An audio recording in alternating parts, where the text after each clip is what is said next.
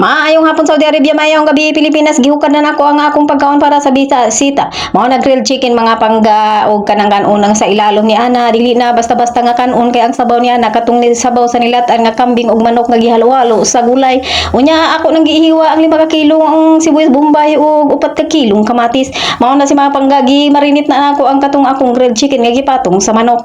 Ingana nako pagbuhat mga pangga giuna nako lata ang kambing pagkataud gibutang nako ang manok ug gisunod ang mga gulay. Gibutang ang mga ginihiwa-hiwa nga kamatis ug sibuyas bombay. Grabe ka humuta ug isa na ka pressure cooker mga pangga. Unya gikuhaan ako og sabaw pagkalata sa tanan ug akong gibutang sa isa ka kaldero ug ilunod ang bugas.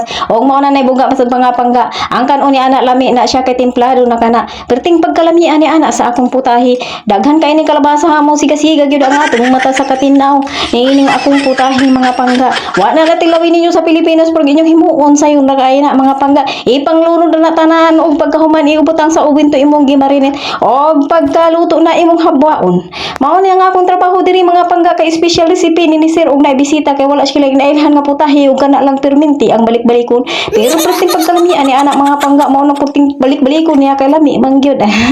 Sulayan ninyo din ha mga pangga kay ana akong grilled chicken gibutangan ako ng mga lamas-lamas nga kamatis ug sibuyas bombay. Giapil nako og butang sa oven kay aron ni kalis nga pastang pagkahumuta. O nag-anda po dai ko og kape para sa bisita mga pangga naghimo pud ko og mga salad mga pangga. Mao ni diri ang akong trabaho usahay busy, usahay wala pud. Kay ganahan pud ko og sa naay bisita ka usahay ini uli sa bisita mo tunol pud na sila og hadiah. Unya kana lang ang akong report. Kalami kaayo mga on kita. Og wala pa mo paniudto din ha og nay sobras bisita tabangan nato ning ka. Unya kana lang salamat.